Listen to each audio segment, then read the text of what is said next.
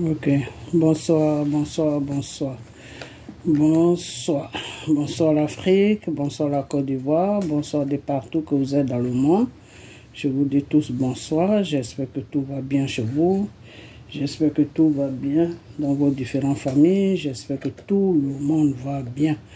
J'espère que tout va bien aussi avec vos activités de chaque jour que le Seigneur nous donne.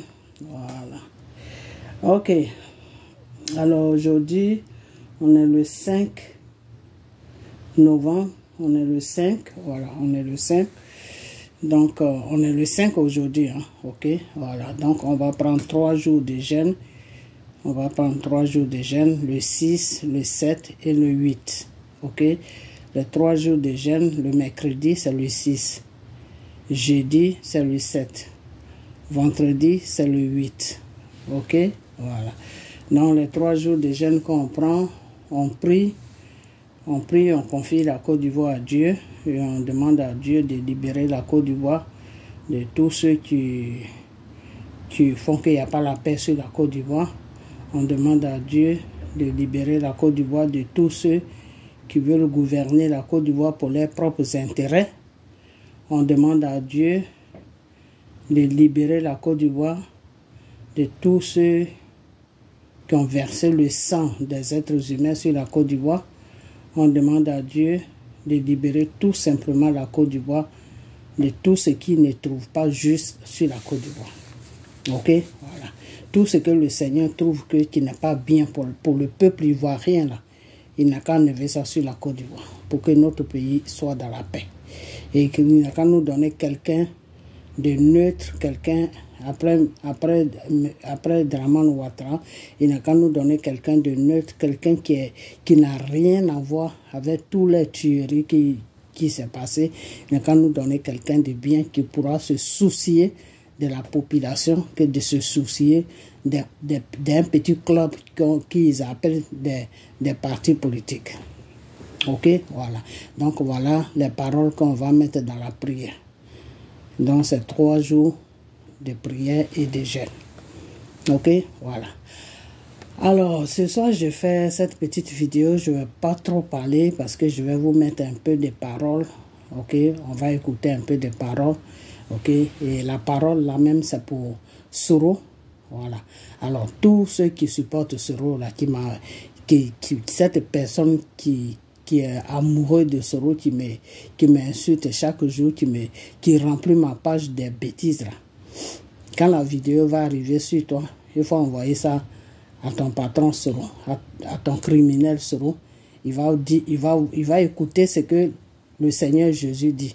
Celui qui l'a créé là, ce qu'il dit là, il va écouter ça parce que je vais mettre sa parole dedans. Ok, voilà, parce que moi quand je le dis, peut-être que vous trouvez que je raconte n'importe quoi. Ce que la parole de Dieu dit là, lui-même il va entendre ça de ses oreilles. Ok, voilà. Donc, ce même Soro là, ça fait longtemps que Soro il est au Mali. Ça fait longtemps qu'il est au Mali. Peut-être qu'il faisait les va-et-vient entre le Mali et la Turquie. Parce que ça fait vraiment longtemps qu'il est au Mali. Ok, je peux dire que Soro a commencé à rentrer au Mali après le coup d'État qui s'est passé chez nous en Côte d'Ivoire, après l'an 2020.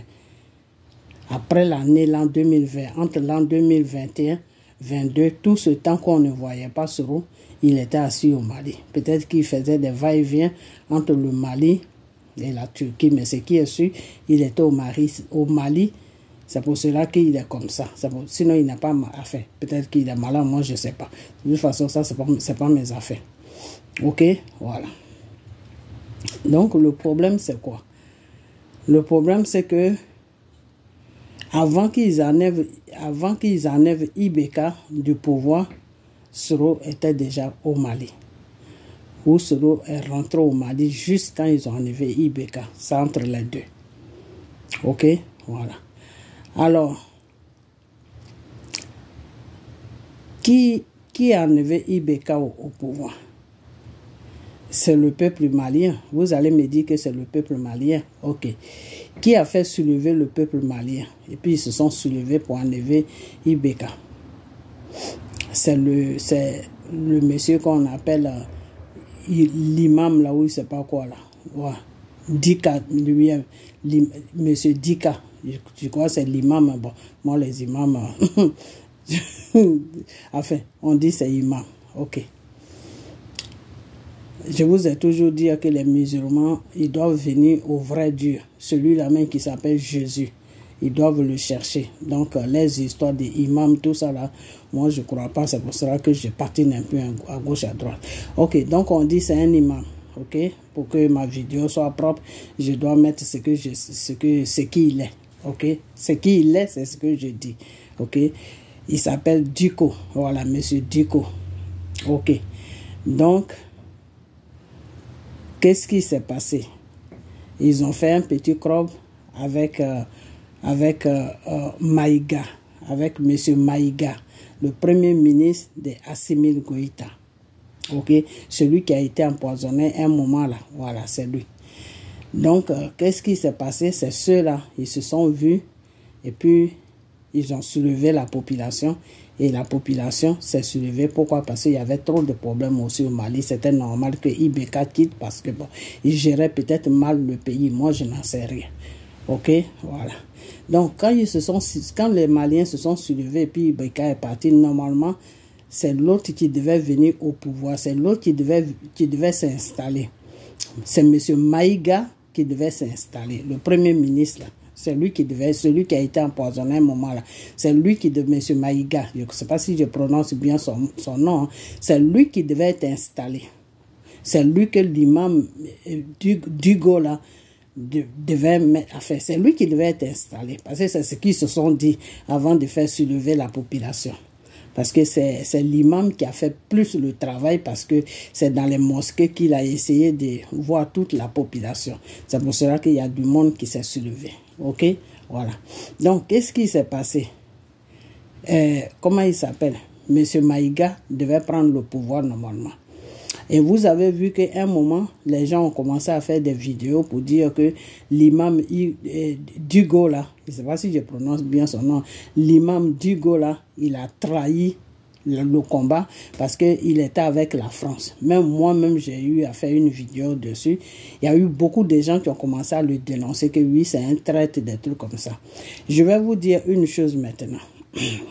Les révélations que j'ai reçues, le monsieur n'a pas un traître. Le monsieur, l'imam Ligo, est dans la vérité.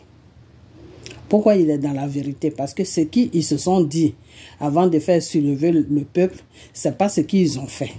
C'est pour cela que lui n'était plus content, il ne voulait plus continuer. Donc c'est pour cela que quand la France est venue vers lui, il a commencé à traiter avec la France. Pourquoi il était fâché le monsieur, l'imam Ligo, Hugo? Enfin, je ne sais pas si c'est Hugo, si c'est Dugo, voilà, c'est Dugo. Pourquoi le monsieur était fâché? Le monsieur était fâché parce que quand le coup d'État s'est passé, normalement c'est M. Maïga qui devait s'asseoir au pouvoir. Ça, c'était ce qu'ils se sont dit avec l'imam, tout ça, c'est ce qu'ils se sont dit. Parce qu'ils avaient un petit club, ok? Comme... enfin, il y avait du monde avec eux et ils ont soulevé la population. Donc, normalement, c'est M. Maïga qui devait prendre le pouvoir. OK? Et qui a détourné leur plan? Qui a détourné le plan de l'imam Ligo? Je sais pas. Bon, de l'imam. L'imam qui a fait soulever la population malienne, c'est de lui que je parle. La prochaine fois, je vais faire une bonne vidéo, vous allez me voir, je vais le chercher, et puis je vais mettre son image et vous allez voir. L'imam Hugo, c'est Dugo. Oh là là, son nom là, c'est Dugo, c'est l'imam Dugo. Ok, alors pourquoi il était fâché? Et puis les gens le traitaient de traître. Comme quoi qu'il traitait avec les Français qui voulaient vendre le combat, qu'il a soulevé la population. Après, il a commencé à traiter avec les Français. Pourquoi? Parce qu'il a vu que M. Maïga, enfin, il a vu qu'ils n'ont pas suivi ce qu'ils se sont dit avant de faire soulever la population, qui est que c'est M. Maïga qui devait prendre le pouvoir.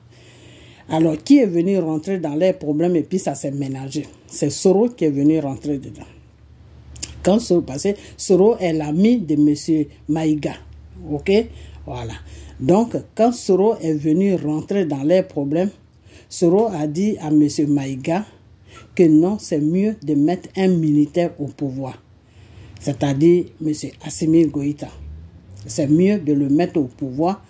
Comme ça, si la France se lève avec l'armée française, tout, ils ne pourront rien faire parce que c'est un militaire. Donc lui, il saura comment il faut tenir tête à la France. Parce que si c'est un civil, c'est-à-dire si c'est M. Maïga, ça va être, la France peut le renverser facilement. Donc c'est comme ça que M. Maïga a vu M. Assimi Goïta. Et puis Assimi Goïta a pris le pouvoir. Donc Assimi Goïta n'a rien à voir dans le coup d'État qui s'est passé au Mali. Le monsieur était tranquille dans son coin. Et puis eux, ils ont fait les business. Et puis ils sont venus le soulever. Et puis ils l'ont déposé au pouvoir.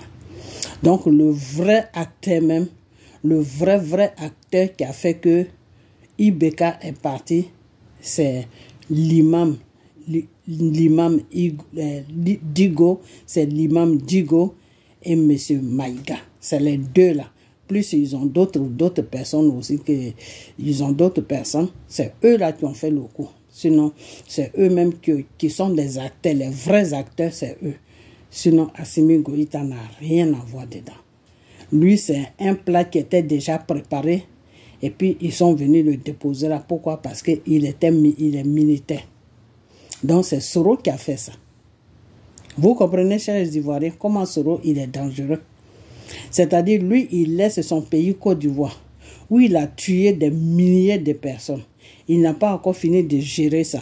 Il laisse ça, et puis c'est au Mali qu'il va encore foutre son bordel. Donc, c'est pour cela qu'à un moment, l'imam là n'était pas d'accord avec tout ce qui s'est passé et les gens ne comprenaient pas. Les gens disaient, mais comment ça se fait? C'est lui qui a fait la révolution, c'est lui qui a fait soulever le peuple et puis maintenant, il passe encore derrière le peuple et puis il va négocier avec la France. C'était pour ça, parce que lui, il ne voulait pas des militaires au pouvoir. Parce que lui, il a dit que non, les militaires, c'est des barbares. Ils vont venir demain, ils vont piller le pays, ils vont mal gérer le pays, que lui ne veut pas ça, qu'il veut un civil. Alors le civil qu'ils avaient choisi là, c'était M. Maïga. Ok? Voilà. Donc c'est pour cela que quand M. Maïga a commencé à dénoncer il a commencé à dénoncer Assimi Goïta, que tout ce qu'il faisait n'était pas bien, qu'il va amener le pays dans la ruine, il va mettre le pays dans les problèmes, parce qu'il faisait des trucs qui n'étaient pas bien, il signait des contrats qui n'étaient pas bien. Quand Assimi Goïta l'a nommé Premier ministre, il s'est tué, maintenant il ne parle plus.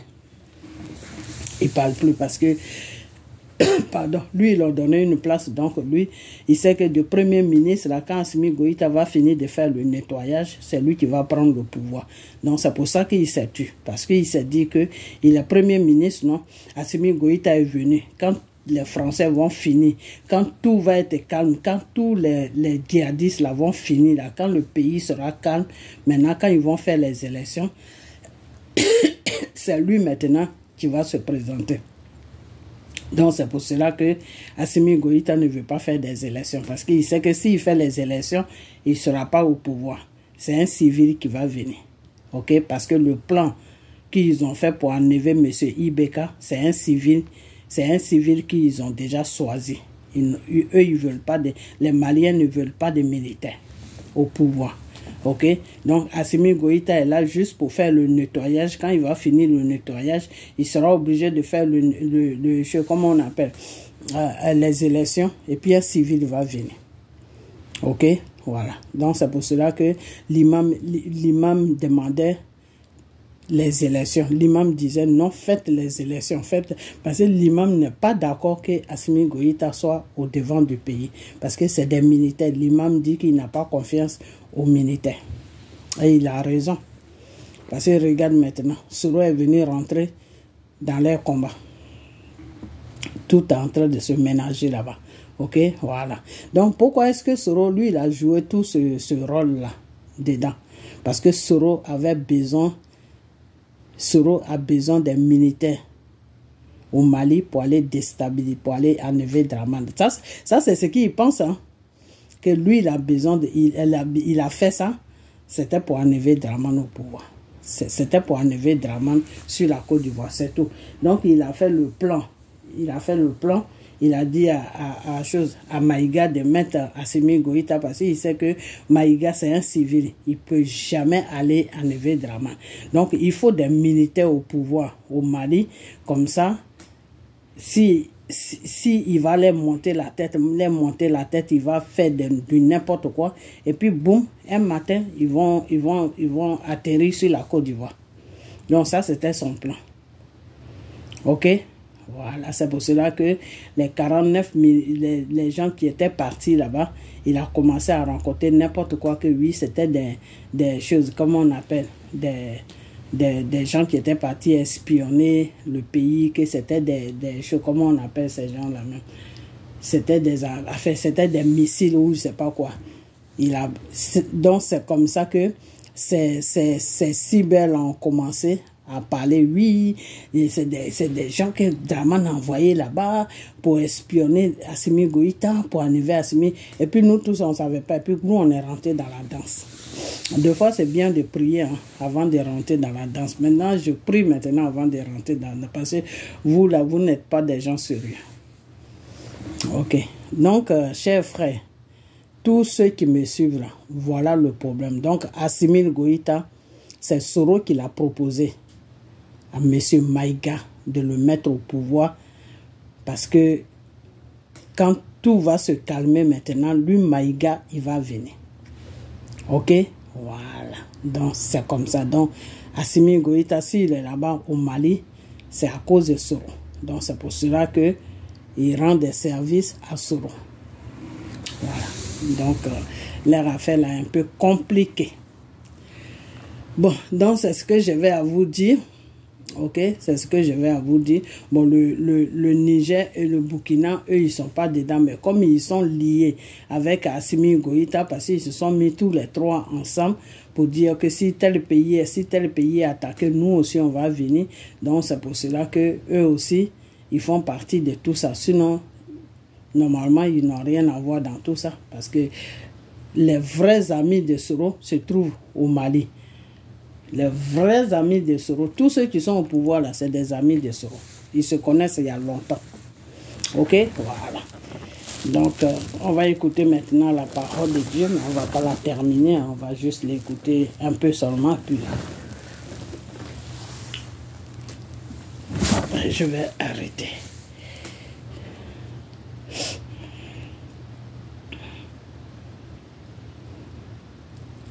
Bon, je vois le truc là, comment on appelle ça? Le problème des PDCI, que Djikaoué dit qu'il ne peut pas aller aux élections parce qu'il a un mandat. Bon, tu sais, PDCI est en train de se faire ses magouilles. Hein. S'ils veulent mettre, s'ils ont amené Dramane aujourd'hui au pouvoir, et ils sont en train de crier partout, non, c'est un étranger, non, c'est un étranger. Là, encore, ils veulent encore mettre Thiam, qui est du Sénégal. Donc, PDCI, c'est une bande de vauriens, c'est une bande qui est venue pour opprimer la Côte d'Ivoire. Donc, si vous, les Ivoiriens, si vous laissez faire, moi, je ne peux rien faire. Hein. Voilà. Mais c'est la volonté de Dieu qui va s'accomplir, quoi. Voilà, c'est tout ce que moi j'ai à vous dire. Et c'est-à-dire, vous partez des erreurs en erreur. Le Seigneur fait de sorte pour que vous vous corrigez et puis il va arranger votre pays. Non, vous partez encore prendre M. Thiam pour venir le déposer.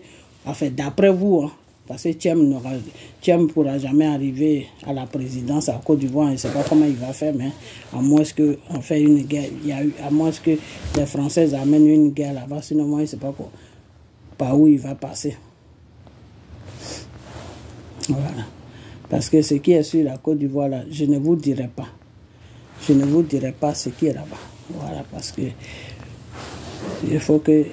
Parce que ce qui est là-bas, là, je veux que ça se passe comme ça, donc je ne vous dirai pas. Parce que Pas prendre des gens pour des zozos. On ne peut pas finir avec Dramane et puis aller attaquer encore le Sénégal. C'est n'importe quoi. Donc vous allez finir avec tous les pays. Donc je ne vous dirai pas. Mais seulement ce que j'ai à vous dire, c'est que priez pour la Côte d'Ivoire. Nous, on prie de notre manière. Vous, les populations, tous ceux qui vont voir la vidéo, priez. Parce qu'il y a une grande nouvelle qui va tomber sur la Côte d'Ivoire. Tout le monde sera dépassé.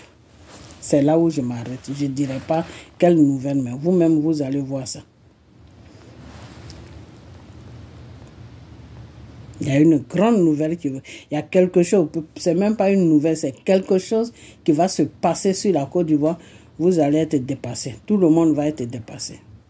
Mais je ne dirai pas. Mais si ça se passait comme ça, si ça se passe comme ça, ne croyez pas que c'est fini. Hein, parce que ce qui est derrière, là, c'est encore plus dangereux que ce qui va tomber. Ok? Voilà. Donc, on est dedans seulement, on y va. Donc, vous allez écouter un peu la parole de Dieu, puis bon, moi, je vais fermer mes trucs. Chapitre 2. Ainsi furent achevés les cieux et la terre, et toute leur armée. Dieu acheva au 7e jour son œuvre qu'il avait faite, et il se reposa au 7e jour de toute son œuvre qu'il avait faite.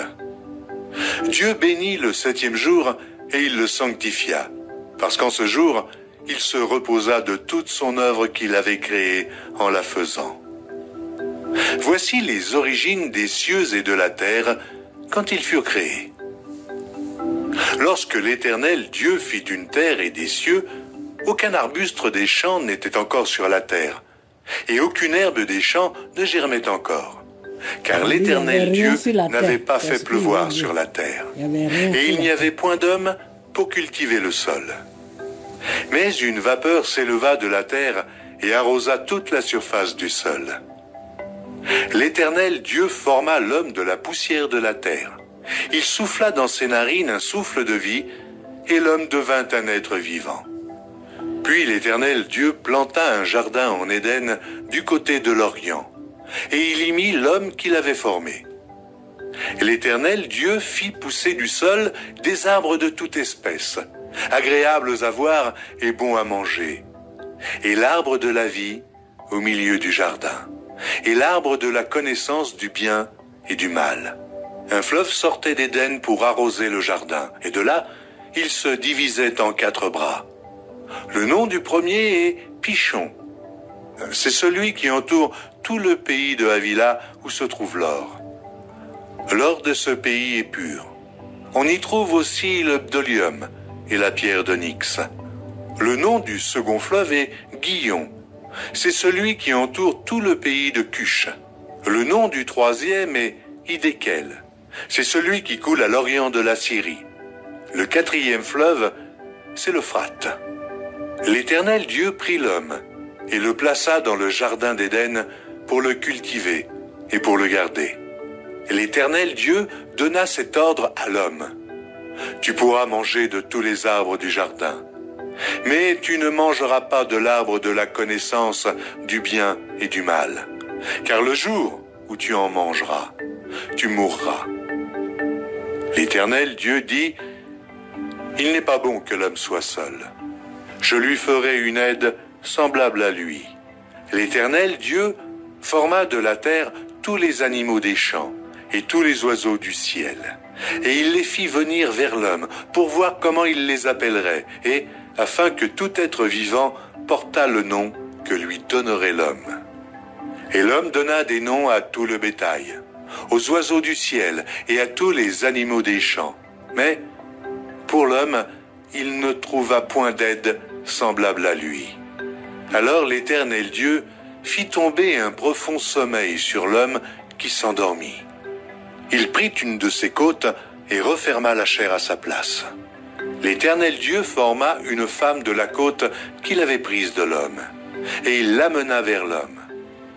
Et l'homme dit, « Voici cette fois celle qui est os de mes os et chair de ma chair. On l'appellera femme, parce qu'elle a été prise de l'homme. C'est pourquoi l'homme quittera son père et sa mère et s'attachera à sa femme, et ils deviendront une seule chair. L'homme et sa femme étaient tous deux nus, et ils n'en avaient point honte. Chapitre 3. Le serpent était le plus rusé de tous les animaux des champs que l'Éternel Dieu avait fait. Il dit à la femme, « Dieu a-t-il réellement dit, « Vous ne mangerez pas de tous les arbres du jardin ?» La femme répondit au serpent, « Nous mangeons du fruit des arbres du jardin. Mais quant au fruit de l'arbre qui est au milieu du jardin, Dieu a dit, « Vous n'en mangerez point et vous n'y toucherez point, de peur que vous ne mouriez. » Alors le serpent dit à la femme, « Vous ne mourrez point. Mais Dieu sait que le jour où vous en mangerez, vos yeux s'ouvriront, et que vous serez comme des dieux, connaissant le bien et le mal. » La femme vit que l'arbre était bon à manger et agréable à la vue, et qu'il était précieux pour ouvrir l'intelligence. Elle prit de son fruit et en mangea. Elle en donna aussi à son mari, qui était auprès d'elle, et il en mangea. Les yeux de l'un et de l'autre s'ouvrirent, ils connurent qu'ils étaient nus, et ayant cousu des feuilles de figuier, ils s'en firent des ceintures. Alors ils entendirent la voix de l'Éternel Dieu qui parcourait le jardin vers le soir, et l'homme et sa femme se cachèrent, loin de la face de l'Éternel Dieu, au milieu des arbres du jardin. Mais l'Éternel Dieu appela l'homme et lui dit, « Où es-tu » Il répondit, « J'ai entendu ta voix dans le jardin et j'ai eu peur, parce que je suis nu et je me suis caché. » Et l'Éternel Dieu dit, « Qui t'a appris que tu es nu ? Est-ce que tu as mangé de l'arbre dont je t'avais défendu de manger ?» L'homme répondit, « La femme que tu as mise auprès de moi m'a donné de l'arbre, et j'en ai mangé. » Et l'Éternel Dieu dit à la femme, « Pourquoi tu fais cela ?» La femme répondit, « Le serpent m'a séduite et j'en ai mangé. » L'Éternel Dieu dit au serpent, « Puisque tu as fait cela, tu seras maudit entre tout le bétail et entre tous les animaux des champs. Tu marcheras sur ton ventre et tu mangeras de la poussière tous les jours de ta vie. Je mettrai inimitié entre toi et la femme, entre ta postérité et sa postérité. Celle-ci t'écrasera la tête et tu lui blesseras le talon. » Il dit à la femme, « J'augmenterai la souffrance de tes grossesses. Tu enfanteras avec douleur, et tes désirs se porteront vers ton mari, mais il dominera sur toi. » Il dit à l'homme, « Puisque tu as écouté la voix de ta femme, et que tu as mangé de l'arbre au sujet duquel je t'avais donné cet ordre, tu n'en mangeras point, le sol sera maudit à cause de toi. C'est à force de peine que tu en tireras ta nourriture tous les jours de ta vie. Il te produira des épines et des ronces, et tu mangeras de l'herbe des champs. C'est à la sueur de ton visage que tu mangeras du pain, jusqu'à ce que tu retournes dans la terre d'où tu as été pris, car tu es poussière, et tu retourneras dans la poussière. » Adam donna à sa femme le nom d'Ève, car elle a été la mère de tous les vivants.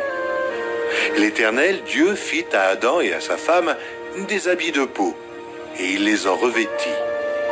L'Éternel Dieu dit, « Voici, l'homme est devenu comme l'un de nous, pour la connaissance du bien et du mal.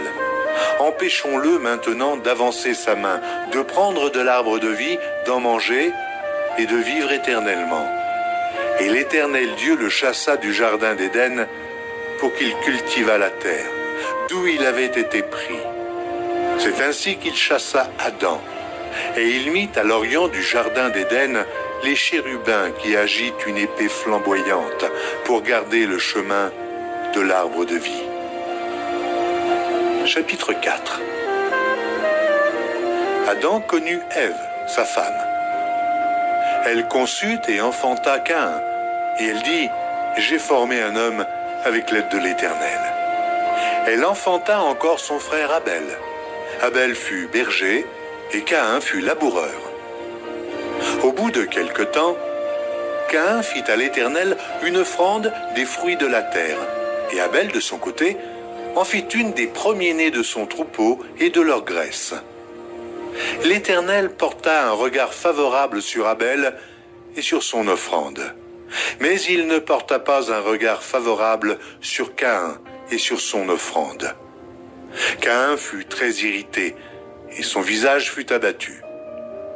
Et l'Éternel dit à Caïn, « Pourquoi es-tu irrité? Et pourquoi ton visage est-il abattu? Certainement, si tu agis bien, tu relèveras ton visage. Et si tu agis mal, le péché se couche à la porte, et ses désirs se portent vers toi. Mais toi, domine sur lui. » Cependant, Caïn adressa la parole à son frère Abel, mais comme ils étaient dans les champs, Caïn se jeta sur son frère Abel et le tua. L'Éternel dit à Caïn, « Où est ton frère Abel ?» Il répondit, « Je ne sais pas, suis-je le gardien de mon frère ?» Et Dieu dit, « Qu'as-tu fait? La voix du sang de ton frère crie de la terre jusqu'à moi. Maintenant, tu seras maudit de la terre, qui a ouvert sa bouche pour recevoir de ta main le sang de ton frère. Quand tu cultiveras le sol, il ne te donnera plus sa richesse. Tu seras errant et vagabond sur la terre. » Caïn dit à l'Éternel, « Mon châtiment est trop grand pour être supporté. Voici, tu me chasses aujourd'hui de cette terre. Je serai caché loin de ta face. Je serai errant et vagabond sur la terre. Et quiconque me trouvera me tuera. » L'Éternel lui dit, « Si quelqu'un tuait Caïn, Caïn serait vengé 7 fois. » Et l'Éternel mit un signe sur Caïn, pour que quiconque le trouverait ne le tuât point. Puis Caïn s'éloigna de la face de l'Éternel et habita dans la terre de Nod, à l'orient d'Éden. Caïn connut sa femme. Elle conçut et enfanta Hénoc. Il bâtit ensuite une ville, et il donna à cette ville le nom de son fils, Hénoc. Hénoc engendra Irad. Irad engendra Méhujaël. Méhujaël engendra Métucaël. Et Métucaël engendra Lémec. Lémec prit 2 femmes. Le nom de l'une était Ada, et le nom de l'autre, Tsilla. Ada enfanta Jabal. Il fut le père de ceux qui habitent sous des tentes et près des troupeaux. Le nom de son frère était Jubal. Il fut le père de tous ceux qui jouent de la harpe et du chalumeau. Tsilla, de son côté, enfanta Tubal-Caïn, qui forgeait tous les instruments d'airain et de fer.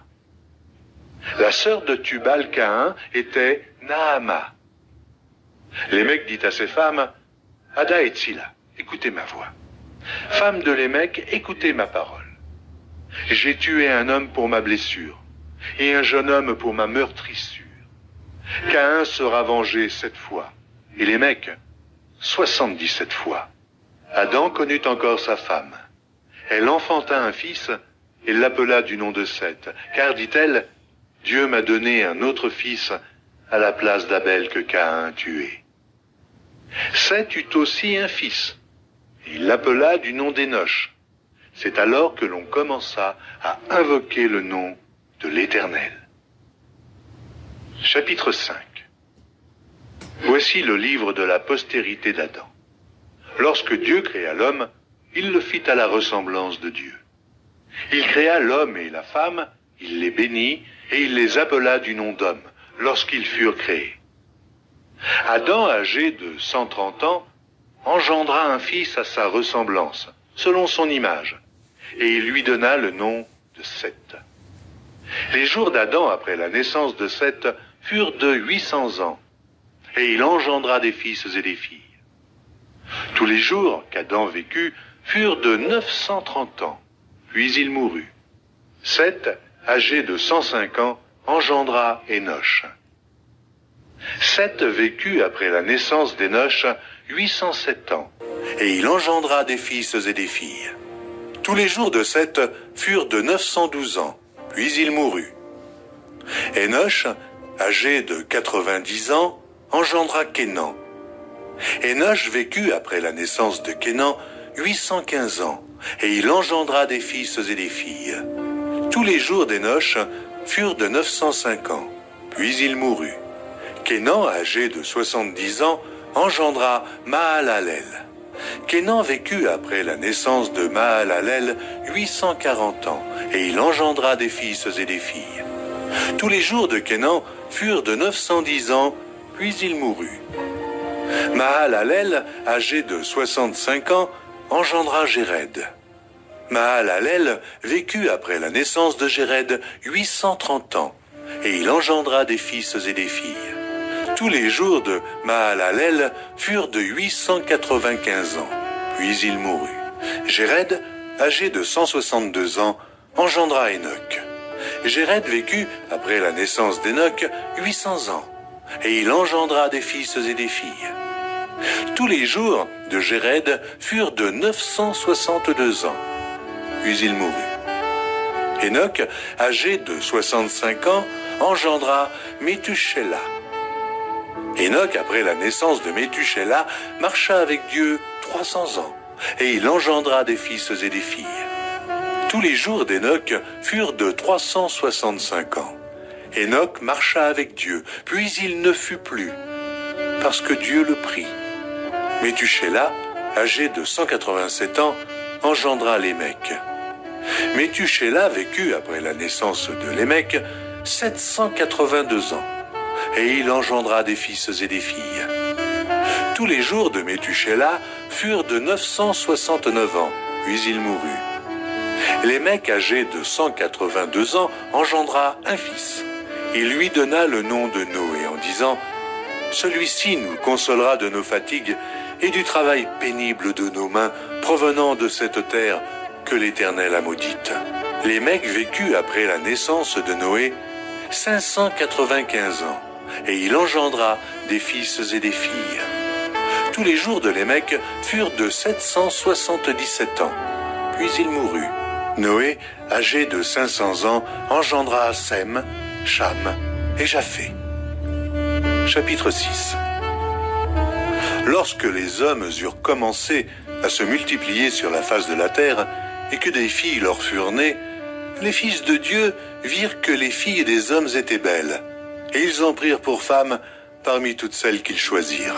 Alors l'Éternel dit « Mon esprit ne restera pas à toujours dans l'homme, car l'homme n'est que chair, et ses jours seront de 120 ans. » Les géants étaient sur la terre en ces temps-là.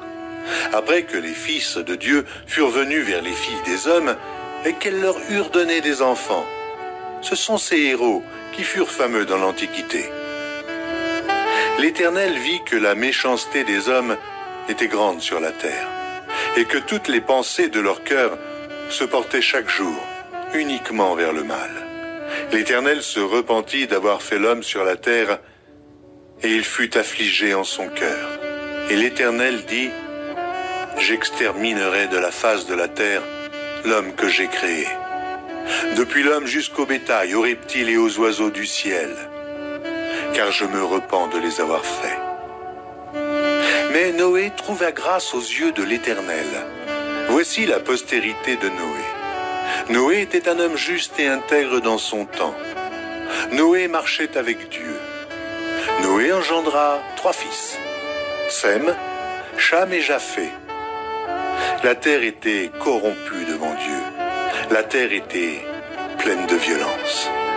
Dieu regarda la terre, et voici, elle était corrompue, car toute chair avait corrompu sa voie sur la terre. Alors Dieu dit à Noé, « La fin de toute chair est arrêtée par devers moi, car ils ont rempli la terre de violence. Voici, je vais les détruire avec la terre. Fais-toi une arche de bois de gophée. Tu disposeras cette arche en cellules, et tu l'enduiras de bois en dedans et en dehors. Voici comment tu la feras. L'arche aura 300 coudées de longueur, 50 coudées de largeur et 30 coudées de hauteur. Tu feras à l'arche une fenêtre, que tu réduiras à 1 coudée en haut. Tu établiras une porte sur le côté de l'arche, Et tu construiras un étage inférieur, un second et un troisième. Et moi, je vais faire venir le déluge d'eau sur la terre, pour détruire toute chair ayant souffle de vie sous le ciel. Tout ce qui est sur la terre périra. Mais j'établis mon alliance avec toi. Tu entreras dans l'arche, toi et tes fils, ta femme et les femmes de tes fils avec toi. De tout ce qui vit, de toute chair, tu feras entrer dans l'arche 2 de chaque espèce, pour les conserver en vie avec toi. Il y aura un mâle et une femelle, des oiseaux selon leur espèce, du bétail selon son espèce, et de tous les reptiles de la terre selon leur espèce. 2 de chaque espèce viendront vers toi, pour que tu leur conserves la vie. Et toi, prends de tous les aliments que l'on mange, et fais-en une provision auprès de toi, afin qu'ils te servent de nourriture ainsi qu'à eux. C'est ce que fit Noé. Il exécuta tout ce que Dieu lui avait ordonné. Chapitre 7. L'Éternel dit à Noé: entre dans l'arche, toi et toute ta maison, car je t'ai vu juste devant moi parmi cette génération. Tu prendras auprès de toi 7 couples de tous les animaux purs, le mâle et sa femelle, une paire des animaux qui ne sont pas purs, le mâle et sa femelle, 7 couples aussi des oiseaux du ciel, mâle et femelle, afin de conserver leur race en vie sur la face de toute la terre. Car encore 7 jours, et je ferai pleuvoir sur la terre 40 jours et 40 nuits, et j'exterminerai de la face de la terre tous les êtres que j'ai faits. Noé exécuta tout ce que l'Éternel lui avait ordonné. Noé avait 600 ans lorsque le déluge d'eau fut sur la terre. Et Noé entra dans l'arche avec ses fils, sa femme et les femmes de ses fils pour échapper aux eaux du déluge. D'entre les animaux purs et les animaux qui ne sont pas purs, les oiseaux et tout ce qui se meut sur la terre, il entra dans l'arche auprès de Noé 2 à 2, un mâle et une femelle, comme Dieu l'avait ordonné à Noé. 7 jours après, les eaux du déluge furent sur la terre. L'an 600 de la vie de Noé, le second mois, le 17e jour du mois, en ce jour-là, toutes les sources du grand abîme jaillirent et les écluses des cieux s'ouvrirent. La pluie tomba sur la terre 40 jours et 40 nuits. Ce même jour entrèrent dans l'arche Noé, Sem, Cham et Japheth, fils de Noé, la femme de Noé et les 3 femmes de ses fils avec eux. Eux et tous les animaux selon leur espèce, tout le bétail selon son espèce, tous les reptiles qui rampent sur la terre selon leur espèce, tous les oiseaux selon leur espèce, tous les petits oiseaux, tout ce qui a des ailes. Ils entrèrent dans l'arche auprès de Noé 2 à 2, de toute chair ayant souffle de vie.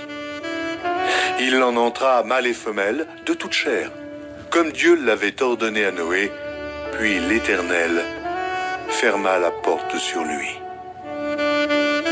Le déluge fut 40 jours sur la terre. Les eaux crurent et soulevèrent l'arche, et elle s'éleva au-dessus de la terre. Les eaux grossirent et s'accrurent beaucoup sur la terre, et l'arche flotta sur la surface des eaux. Les eaux grossirent de plus en plus, et toutes les hautes montagnes qui sont sous le ciel entier furent couvertes. Les eaux s'élevèrent de 15 coudées au-dessus des montagnes qui furent couvertes. Tout ce qui se mouvait sur la terre périt, tant les oiseaux que le bétail et les animaux, tout ce qui rampait sur la terre et tous les hommes. Tout ce qui avait respiration, souffle de vie dans ses narines et qui était sur la terre sèche, mourut. Tous les êtres qui étaient sur la face de la terre furent exterminés, depuis l'homme jusqu'au bétail, aux reptiles et aux oiseaux du ciel. Ils furent exterminés de la terre. Il ne resta que Noé et ceux qui étaient avec lui dans l'arche. Les eaux furent grosses sur la terre pendant 150 jours. Chapitre 8. Dieu se souvint de Noé, de tous les animaux et de tout le bétail qui était avec lui dans l'arche. Et Dieu fit passer un vent sur la terre, et les eaux s'apaisèrent. Les sources de l'abîme et les écluses des cieux furent fermées, et la pluie ne tomba plus du ciel. Les eaux se retirèrent de dessus la terre, s'en allant et s'éloignant, et les eaux diminuèrent au bout de 150 jours. Le 7e mois, le 17e jour du mois, l'arche s'arrêta sur les montagnes d'Ararat. Les eaux allèrent en diminuant jusqu'au 10e mois. Le 10e mois, le 1er jour du mois, apparurent les sommets des montagnes. Au bout de 40 jours, Noé ouvrit la fenêtre qu'il avait faite à l'arche. Il lâcha le corbeau qui sortit, partant et revenant jusqu'à ce que les eaux eussent séché sur la terre. Il lâcha aussi la colombe pour voir si les eaux avaient diminué à la surface de la terre. Mais la colombe ne trouva aucun lieu pour poser la plante de son pied, et elle revint à lui dans l'arche, car il y avait des eaux à la surface de toute la terre. Il avança la main, la prit, et la fit rentrer auprès de lui dans l'arche.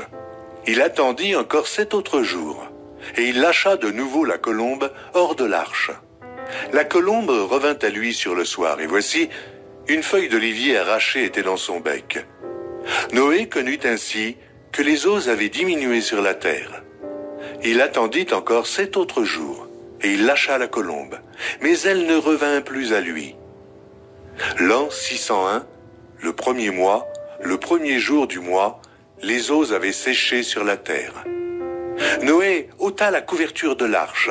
Il regarda et, voici, la surface de la terre avait séché. Le 2e mois, le 27e jour du mois, la terre fut sèche.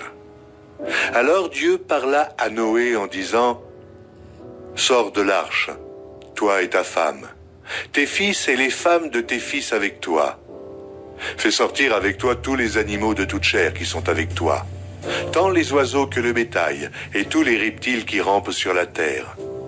Qu'ils se répandent sur la terre, qu'ils soient féconds et multiplient sur la terre. » Et Noé sortit, avec ses fils, sa femme et les femmes de ses fils. Tous les animaux, tous les reptiles, tous les oiseaux, tout ce qui se meut sur la terre selon leur espèce, sortirent de l'arche. Noé bâtit un autel à l'Éternel.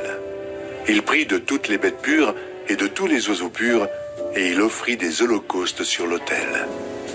L'Éternel sentit une odeur agréable, et l'Éternel dit en son cœur, « Je ne maudirai plus la terre à cause de l'homme, parce que les pensées du cœur de l'homme sont mauvaises dès sa jeunesse. Et je ne frapperai plus tout ce qui est vivant comme je l'ai fait. Tant que la terre subsistera, les semailles et la moisson, le froid et la chaleur, l'été et l'hiver, le jour et la nuit ne cesseront point. » Chapitre 9. Dieu bénit Noé et ses fils et leur dit, « Soyez féconds, multipliez et remplissez la terre. Vous serez un sujet de crainte et d'effroi pour tout animal de la terre, pour tout oiseau du ciel, pour tout ce qui se meut sur la terre, et pour tous les poissons de la mer. Ils sont livrés entre vos mains. Tout ce qui se meut et qui a vie vous servira de nourriture. Je vous donne tout cela comme l'herbe verte. Seulement, vous ne mangerez point de chair avec son âme, avec son sang. Sachez-le aussi, je redemanderai le sang de vos âmes. Je le redemanderai à tout animal, et je redemanderai l'âme de l'homme à l'homme qui est son frère. Si quelqu'un verse le sang de l'homme, par l'homme, son sang sera versé. Car Dieu a fait l'homme à son image. Et vous, soyez féconds et multipliez. Répandez-vous sur la terre et multipliez sur elle. Dieu parla encore à Noé et à ses fils avec lui en disant, « Voici, j'établis mon alliance avec vous et avec votre postérité après vous, avec tous les êtres vivants qui sont avec vous, tant les oiseaux que le bétail et tous les animaux de la terre, soit avec tous ceux qui sont sortis de l'arche, soit avec tous les animaux de la terre. J'établis mon alliance avec vous. Aucune chair ne sera plus exterminée par les eaux du déluge, et il n'y aura plus de déluge pour détruire la terre. » Et Dieu dit, « C'est ici le signe de l'alliance que j'établis entre moi et vous, et tous les êtres vivants qui sont avec vous, pour les générations à toujours. J'ai placé mon arc dans la nue, et il servira de signe d'alliance entre moi et la terre. Quand j'aurai rassemblé des nuages au-dessus de la terre, l'arc paraîtra dans la nue. Et je me souviendrai de mon alliance entre moi et vous, et tous les êtres vivants de toute chair. Et les eaux ne deviendront plus un déluge pour détruire toute chair. L'arc sera dans la nue, et je le regarderai pour me souvenir de l'alliance perpétuelle entre Dieu et tous les êtres vivants, de toute chair qui est sur la terre. Et Dieu dit à Noé, « Tel est le signe de l'alliance que j'établis entre moi et toute chair qui est sur la terre. » Les fils de Noé qui sortirent de l'arche étaient Sem, Cham et Japheth. Cham fut le père de Canaan. Ce sont là les 3 fils de Noé, et c'est leur postérité qui peupla toute la terre. Noé commença à cultiver la terre et planta de la vigne. Il but du vin, s'enivra et se découvrit au milieu de sa tente. Cham, père de Canaan, vit la nudité de son père, et il le rapporta dehors à ses 2 frères. Alors, Sem et Japheth prirent le manteau, le mirent sur leurs épaules, marchèrent à reculons et couvrirent la nudité de leur père.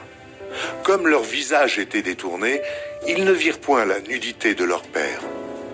Lorsque Noé se réveilla de son vin, il apprit ce que lui avait fait son fils cadet, et il dit, « Maudit soit Canaan, qu'il soit l'esclave des esclaves de ses frères. » Et il dit encore, « Béni soit l'Éternel, Dieu de Sem, et que Canaan soit leur esclave.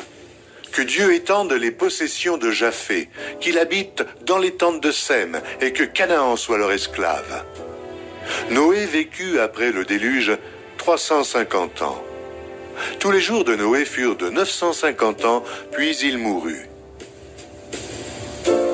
Chapitre 10. Voici la postérité des fils de Noé, Sem, Cham et Japheth. Il leur naquit des fils après le déluge. Les fils de Japheth furent Gomer, Magog, Madaï, Javan, Tubal, Méchec et Tiras.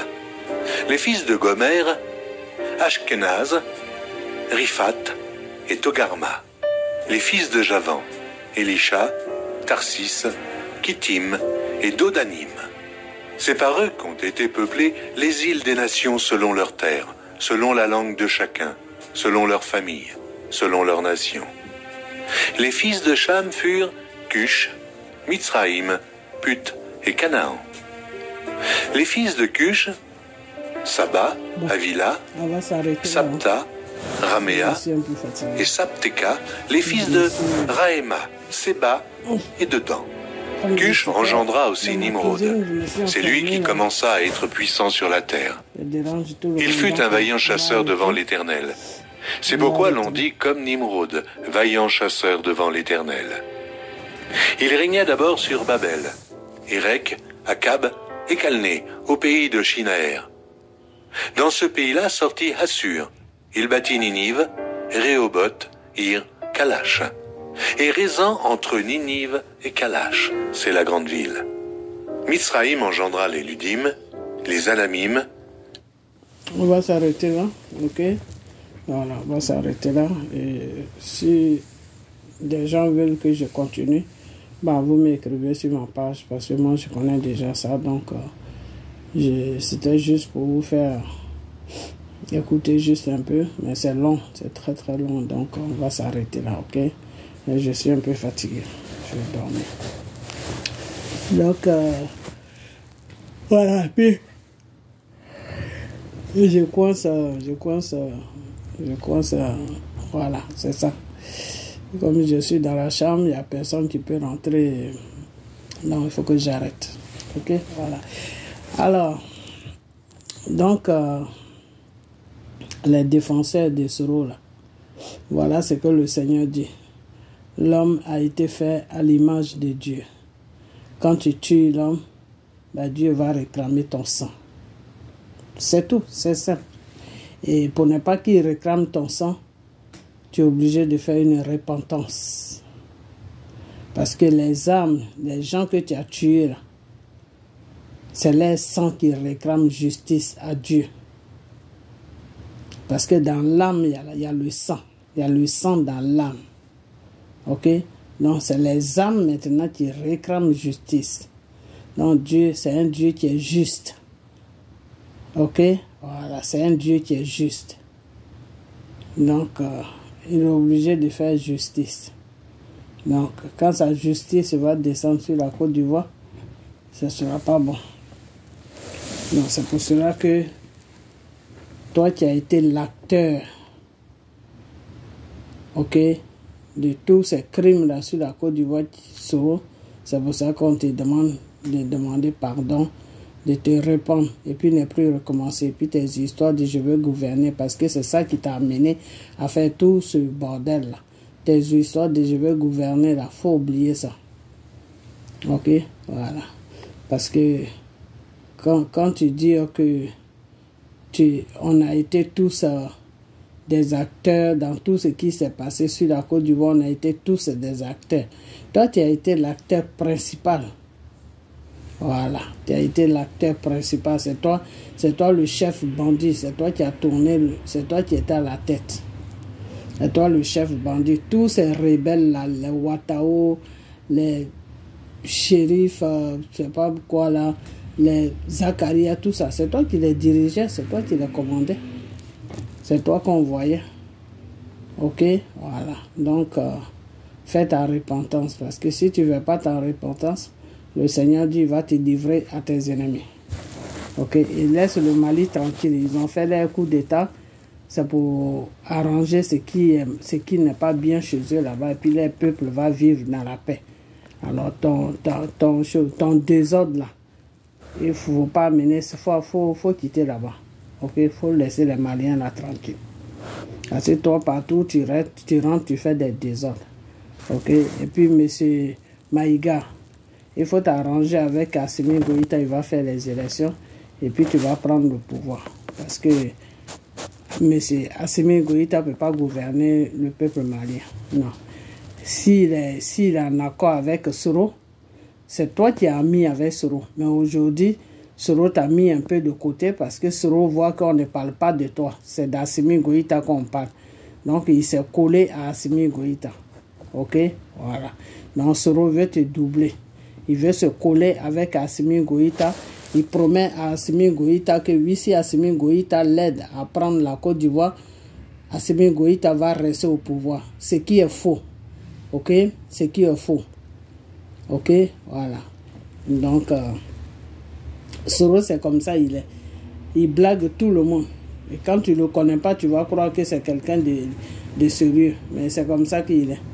C'est comme ça il a joué entre Gbagbo et M. Ouattara. Ok? Voilà. Il a dit à Ouattara, je vais t'aider et tu vas avoir le pouvoir. Au moment où les Français sont en train de faire n'importe quoi dans notre pays, quand ça a commencé à arriver à un certain moment, il allait voir M. Gbagbo au palais pour lui dire que bon, moi je peux voir celui qui tient les choses, comment on appelle ça, les comptes des élections, c'est-à-dire celui qui va proclamer les élections là. Il s'appelle comment il s'appelle même celui-là? Bakayoko, un truc comme ça, que je vais aller le voir et puis il va te proclamer plutôt gagnant de ces élections. Ça c'est ce qu'il a dit à Gbagbo. Mais à moins que tu me nommes ton premier ministre, mets-moi comme ton premier ministre. Et il a demandé à Gbagbo, d'après ce que les gens ont dit, il a demandé à Gbagbo, mais un autre jour, j'ai fait une bonne vidéo comme ça, je vais mettre les paroles même des gens dedans. Les gens qui ont dit ça là, je vais mettre les paroles dans la vidéo. Il a dit à M. Gbagbo de le conduire comme un premier ministre et M. Gbagbo était d'accord. Mais il a demandé à M. Gbagbo de signer des documents. Et l'entourage de M. Gbagbo n'ont pas accepté. Ils ont dit non, il n'en est pas question que tu signes des documents pour le nommer premier ministre. Parce que ces documents-là, ça peut te pénaliser demain. Donc, Gbagbo n'a pas signé. Et c'est comme ça qu'il est quitté derrière Gbagbo. Il allait derrière M. Ouattara. Ok? Donc, Soro, c'est quelqu'un... Il est malhonnête. Ok? Voilà. Et qu'est-ce qui était le plan qui était derrière Gbagbo? C'était quoi? Gbagbo a eu raison de ne pas signer. Gbagbo a eu raison de ne pas signer. Peuple ivoirien. Le plan qui était derrière, quand Soro disait à Gbagbo de le conduire en tant que le premier ministre de Gbagbo, au moment où il y avait les élections, et puis Gbagbo disait il a gagné, et puis Ouattara disait il a gagné, et puis Soro allait voir Gbagbo pour que Gbagbo le nomme premier ministre, comme ça il allait voir M. Bakayoko, celui qui avait les élections là, pour qu'il puisse lui dire de proclamer M. Gbagbo gagnant de ces élections. Et puis Gbagbo n'a pas accepté. C'est bien qu'il n'a pas accepté. C'est bien qu'il n'a pas accepté. Parce que qu'est-ce qui était derrière ça? Qu'est-ce qui était caché derrière ça? Ce qui était caché derrière ça, c'est que Gbagbo allait le nommer premier ministre. Et le papier qu'il voulait que Gbagbo signe là, c'était pourquoi? C'était pour montrer ça aux Français. C'était pour donner ça aux Français pour dire que bon, comme il y a trop de tueries, il ne veut pas quitter le pouvoir. Ce n'est pas la peine qu'on continue à lui dire de partir parce qu'il ne partira pas. Et puis il y a beaucoup de tueries. Donc pour arrêter les tueries, il m'a nommé Premier ministre. Voilà les documents qu'il a signés pour me nommer Premier ministre. Donc on n'a qu'à arrêter, on n'a qu'à tout laisser tomber. Moi je vais être son Premier ministre, mais je ne vous donne pas un an. Avant un an, je vais m'organiser pour le renverser. Et puis, je vais prendre le pouvoir et M. Ouattara va venir. Voilà le plan qui était derrière. C'est ce que Soro voulait faire à Gbagbo. C'est-à-dire, si Gbagbo le mettait Premier ministre, là, il allait créer situation à Gbagbo. Et puis, lui, il allait être président. Il allait prendre la place de Gbagbo. Et après ça, soit il allait dire aux Blancs là, de venir installer Dramane, ou bien lui-même, il allait continuer. Voilà, il jouait sur les deux bords. C'est pour cela qu'il voulait que Gbagbo signe des documents. Parce que c'était pour montrer ces documents-là à la France, pour que la France arrête le combat. Ok? Parce que s'il partait là et dire comme ça, non, il va me nommer son premier ministre, les Français n'allaient pas le croire. Parce que les Français allaient lui dire, on connaît M. Gbagbo, s'il t'a dit ça là, tant qu'il n'y a pas de documents, nous, on ne peut pas arrêter de bombarder la Côte d'Ivoire. Donc lui, il voulait montrer ce papier-là à la France, comme ça la France allait arrêter la guerre. Parce qu'au fait, c'est la France qui a fait la guerre avec les militaires ivoiriens. Hein. Ce n'est pas les rebelles, c'est la France qui faisait ça. Ok? Voilà. Mais ils étaient ménagés avec les rebelles. Ok? Voilà. Le début, c'était les rebelles. Quand l'armée ivoirienne a commencé à dominer les rebelles, ben les rebelles, ils ont fait appel à la France. Ok? Voilà. Donc, c'est la France qui a délogé M. Gbagbo. Ce n'est pas les rebelles. Mais ils ont commencé avec les rebelles. Ok? Voilà. Donc, tous les 3000 morts, là, il y a la part de Soro dedans, il y a la part de la France, de Nicolas Sarkozy dedans. Ok?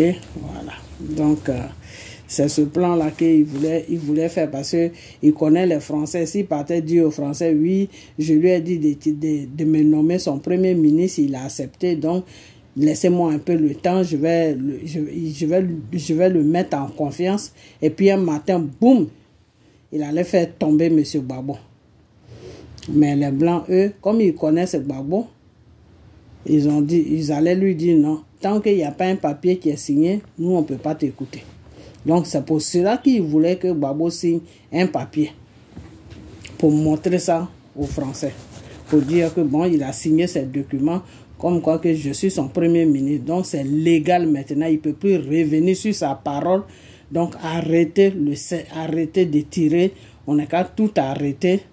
Tout. Il va former son gouvernement et moi, je serai le premier ministre. Et laissez-moi seulement quelques mois et puis je vais le faire tomber. Voilà le plan qui était derrière. Sinon, ce n'était pas autre chose. Donc, Soro, c'est quelqu'un qui est très dangereux. Il est très dangereux. très dangereux. Ok? Voilà. Donc, peuple malien, levez-vous pour voir la situation de votre pays. Parce que si vous laissez Soro là-bas avec Assimi Goïta, là, je ne sais pas ce qui va se passer dans votre pays là-bas. Soro, c'est quelqu'un qui est là pour déstabiliser les pays. À un moment, il voulait déstabiliser le Burkina. Dieu merci, ça n'a pas marché. Mais il y a des gens qui sont en prison pour ça. Et puis lui, ça ne le dérange même pas. Ça ne le dérange même pas. À cause de ces bêtises, il y a des gens qui sont en prison. Des pères de famille qui sont en prison. Ça ne le dérange pas. Il a fini avec le Burkina, maintenant il est arrivé sur le Mali. Mais ce type-là, c'est un danger public. Alors moi, je ne comprends pas les gens qui le défendent. Vous là même qui défendez Soro là même, est-ce que votre conscience là même est normale? Parce que moi, je trouve que ce n'est pas normal. Là. Parce que tu ne peux pas mettre de la pitié devant un criminel. Soro, c'est un criminel. C'est un criminel. Lui-même, il a écrit un livre. Oui, il a dit pourquoi je suis devenu rebelle. Ah ben, quelqu'un qui justifie pourquoi il est devenu rebelle. Rebelle veut dire quoi? Rebelle veut dire tout simplement criminel. Prenez le dictionnaire. Rebelle, djihadiste, ça est dedans. Ces gens-là, ils font quoi? Mais ils tuent des gens pour une cause. Leur cause, c'est quoi? Soit ils veulent renverser la personne qui est au pouvoir, ou soit ils veulent prendre le pouvoir. Donc, ils divisent le pays et puis ils sont en train de tuer la population. Ben, Soro, c'est un rebelle. Si c'est un rebelle, c'est un criminel. Alors, arrêtez de nous emmerder avec les histoires de Soro. Ok? Soro, il doit faire une repentance. Si vous l'aimez vraiment, dites-lui de demander pardon publiquement à tout le monde. Et puis, promettre à Dieu qu'il ne va plus recommencer et laisser les pays des gens tranquilles, y compris la Côte d'Ivoire. Voilà, c'est de ça que moi je parle. Donc, partagez la vidéo, partagez-la, et puis on a bientôt, ok? Mais la prochaine vidéo, vous allez me voir et je vais montrer, je vais donner tout ce que j'ai dit là. Je vais montrer les gens qui vont dire la même chose.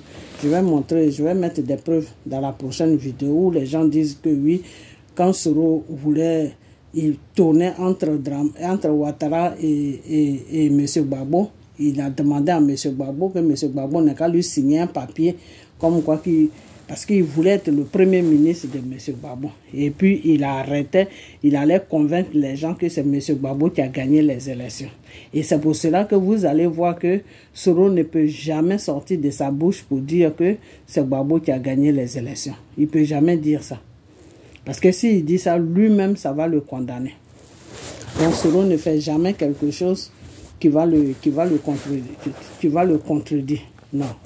Tout ce que Soro fait, il calcule. Tout ce que Soro dit, il calcule. Tout ce qu'il fait, il calcule. Parce que Soro ne veut pas dire quelque chose qui va le contredire lui-même.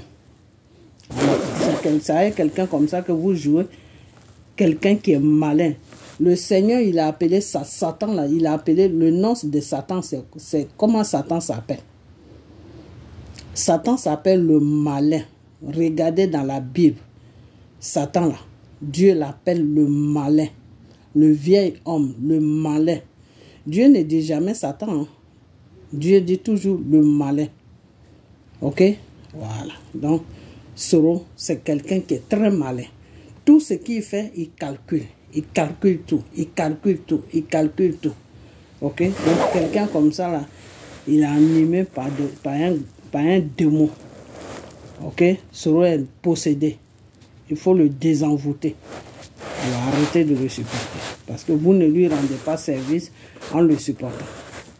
Le contraire, vous appuierez sa situation. Quand quelqu'un est dangereux pour une société, quand quelqu'un est dangereux pour une population, on dit il est dangereux, soit on le fout en prison ou soit il change. C'est entre les deux. Mais Soro, il se cache partout.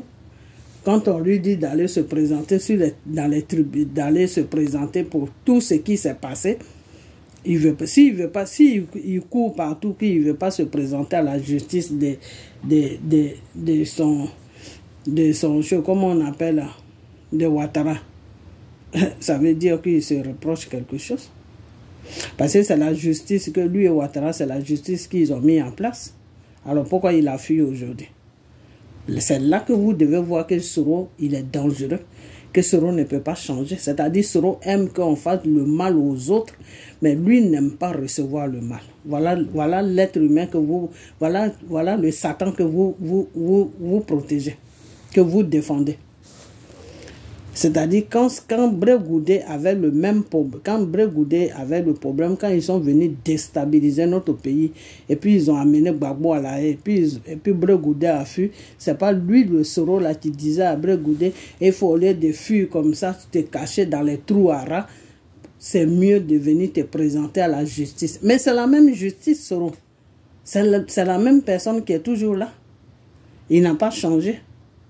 Draman, il est là. Il n'a pas changé.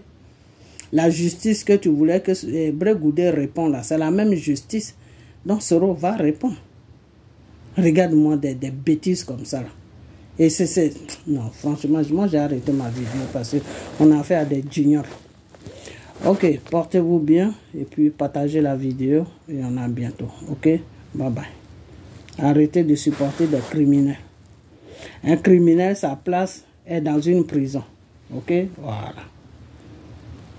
Sa place n'est pas dans un palais présidentiel parce que celui-là, il vient gouverner un pays. Mais quel exemple il va donner? Il faut tuer les gens pour se faire une place dans la société. C'est ce qu'il va dire aux gens.